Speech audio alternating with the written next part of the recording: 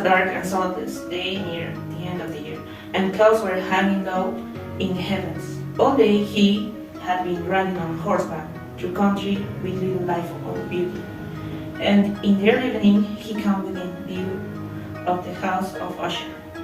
I don't know who it was, but with his first sight of the building, a sense of heavy sadness filled his spirit. He looked at the scene before him, at the house itself, at the ground around it, at the cold stone walls of the building, at its empty eye-like windows, and at the few dead trees. He looked at this scene and said, with a complete sadness of a soul which was no healthy, earthly feeling. He was now going to spend several weeks in this house of sadness, this house of gloom. Its owner was named Roderick Usher. They had been friends when they were boys, but many years had passed since their last meeting. A letter from him had reached me, a white letter which demanded that I reply by coming to see him. He wrote of an illness of the body, of a sickness of the mind, and of a desire to see him, his best and indeed his only friend. Was a boy, we had been together. I really knew little about my friend, and I knew, however, that his family, a very old one, had long been famous for its understanding of all the arts or for many quiet acts of kindness to the poor. A servant led him without a word through many dark turnings to the room of his master. As he entered the room, Usher stood up from where he had been lying and met him with a warmth which at first he could not believe was real. A look, however, at his face told him that every word he spoke was true. They sat down. For some moments while he said nothing, he looked at him with a feeling of sad surprise. Surely no man had ever before changed as Roderick Usher had. Be the friend of my early years? It is true that his face had always been unusual. He had grey white skin, a large and full of light, lips not bringing color, but of a beautiful shape, and well-shaped nose, air of a great softness, a face that was not easy to forget. It was in this manner that he spoke of the purpose of my visit, of his desire to see me, and of the deep delight and strength he expected him to give him. I have a family illness that I cannot hope to get better from, although it's just a nervous illness that will surely pass on. Much of the gloom which lay so heavily on him was probably caused by something more plainly to be seen, by the long-continued illness, indeed, the coming death of a dearly loved sister, his only company for many years. I looked at her with a complete and wondering surprise and with some fear, and yet I found I could not explain to myself such feelings. The illness of the Lady Madeline had long been beyond the help of her doctors. She seemed to care about nothing. Slowly her body had grown thin and weak, and often for a short period she would fall into a sleep like the sleep of the dead. For several days following, her name was not spoken by either Usher or myself, and during this period I was busy, with the force to leave my friend out of his sadness and gloom. We painted and read together, or listened, as if in a dream, to the white music he played, and so as a warmer and more loving friendship grew between us. I saw more clearly the uselessness of all attempts to bring happiness to a mind from which only darkness came, spreading upon all objects in the world its never-ending gloom. One evening he told me that the Lady Madeline was alive no more. Keep her body for a time in one of the many vaults inside the walls of the building. I had decided to do this because of the nature of her illness, because of the strange interest and questions for the doctors, and because of the great distance to the graveyard where members of each family were placed in the earth. They too carried her body to its resting place.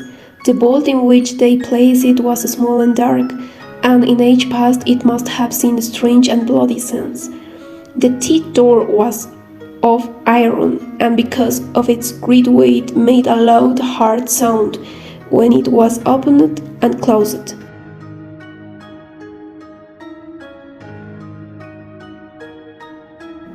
Place the Lady Madeline. In this room of horror, I saw for the first time the great likeness between brother and sister. We were twins. We had been born on the same day for that reason. The understanding between us had always been great, and the tie that held us together very strong. I was going to bed late in the night of the 7th or 8th day after we placed Lady Madeleine within the vault. I experienced the full powers of such feelings. Sleep did not come. While the hours passed, my mind fought against the nervousness. I tried to believe that much, if not all, of what I felt was due to the gloomy room, to the dark walls covering, which in a rising wind moved on the walls, but my efforts were useless. A trembling I could not stop filled my body, and fear without reason caught my heart. I sat up, looking into the darkness of my room, listening, I don't know why, to certain low sounds which came when the stone was quiet. A feeling of horror lay upon me like a heavy weight. I put on my clothes and began walking nervously around the room. The night was stormy, but together they just looked out the window and spent the night keeping each other company. The book which I had picked up was one written by a fool for fools to read, and it was not, in truth, one that Usher liked. It was, however, the only one within easy reach. He seemed to listen quietly. Then I came to a part of the story in which a strong man full of wine, begins to break down a door, and the sound of the dry wood was it break can be heard through all the forest around him. Here I stopped, for it seems to be that from some very distant part of the house sound came to my ears like those of which I had been reading. It must have been this likeness that had made me notice them, for the sound themselves, with the storm still increased, were nothing to stop or interest. Rhodes did see that Usher's lips were moving, as if he were speaking to himself. His head had dropped forward, but he knew he was not asleep, for his eyes were open, and he was moving his body from side to side. I began reading again, and quickly came to a part of the story where a heavy piece of iron falls on a stone floor with a ringing sound. These words had just passed my lips when I heard clearly, but from far away, a loud ringing sound, as if something of iron had indeed fallen heavily upon the stone floor, or as if an iron door had closed. All of him fell completely and jumped up from his chair. Usher still sat, moving a little from side to side. His eyes were turned to the floor. I placed my hand on his shoulder. I felt that his whole body was trembling. A sickly smile touched his lip of him. He spoke in a low, quick, and nervous voice, as if he did not know I was there. I hear it. Many minutes, many hours, many days have I heard, but I didn't dare to speak. We have put here living in the vault. Did I not say my sense were too strong? I heard her first moment many days ago, yet I didn't dare to speak. For a moment, she remained trembling at the door.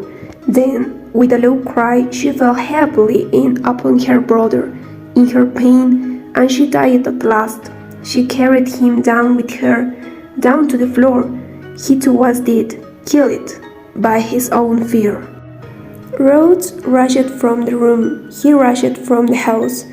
He turned around, and he saw the great walls falling apart. It was the end of the house of Usher.